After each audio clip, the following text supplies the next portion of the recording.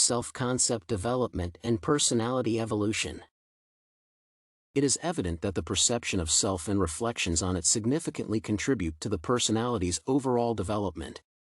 Furthermore, it could be proposed that the self-concept of a person constitutes the fundamental basis for adequate social interaction and integration, appropriate self-esteem, and stability of mental health. The psychological processes, which are involved in the formation of self-perception, are considerably diverse. The notion of self comprises numerous aspects, including experience, current beliefs and assumptions about life, and the perception of the future. Thus, it is possible to state that every person is a constantly changing and very complex being who interacts with the world reciprocally. In this reflective essay, I will dwell upon each of the mentioned constituents to describe what contributes to my notion of self. First of all, it is important to elaborate on past experiences since they constitute a considerable part of any personality. It should be observed that nobody is born with a distinct self-concept, or with any self-concept, to be exact. Moreover, it is argued that even fully grown-up people, in terms of age, could lack an adequate self-concept. However, a child has some self-concept precondition in either event. I call it a precondition because it is difficult for a 3-year-old to think of himself or herself in clear terms since children are significantly dependent on their parents. However, over time, a child develops a basic form of self-concept. One of the factors that benefit the development of self-concept to a great extent is the acquisition of responsibilities.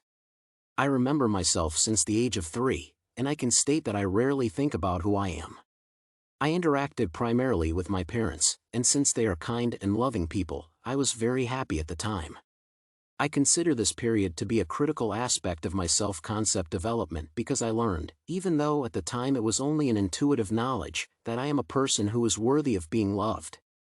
Later, as I entered school, I started to interact with my peers, which considerably expanded my self-concept.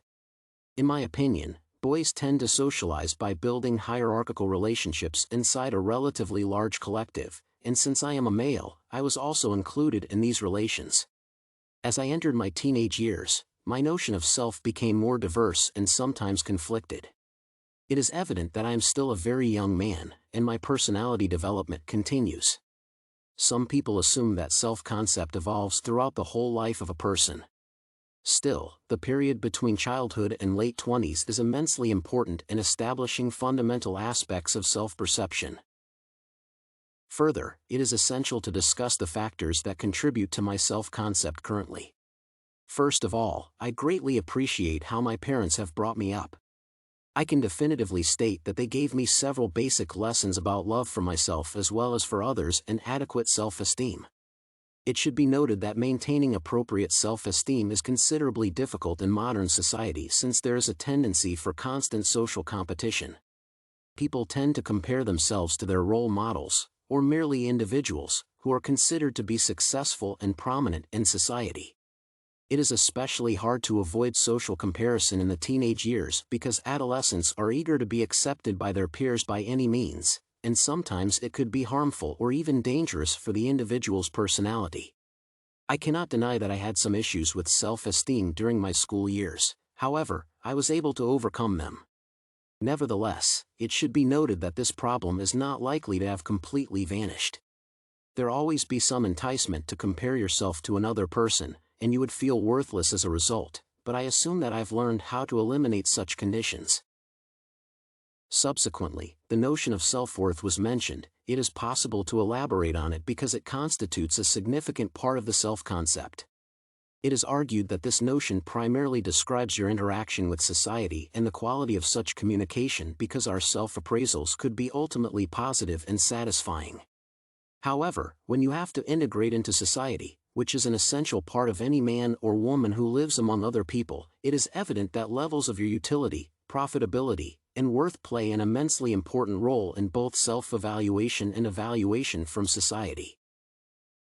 Since I am a student, it should be stated that my most important social contribution is my education. I feel worthy because I am performing relatively well, and, overall, I am going through one of the essential parts of life successfully. However, it is also important to notice that whenever I get a low grade or I do not comply with the educational standards, it does not make me feel worthless or ashamed of myself. I know that I am not perfect, and, in my opinion, none of us can ever reach our ideal self. Nevertheless, this realization of the existing flaws does not make me feel bad for myself. On the contrary, I consider it to be a very inspiring idea. If I have flaws and imperfections, I have goals to achieve and a path to take. Reaching the state of ideal self might be very pleasant, but it would mean that you do not have any room for improvement.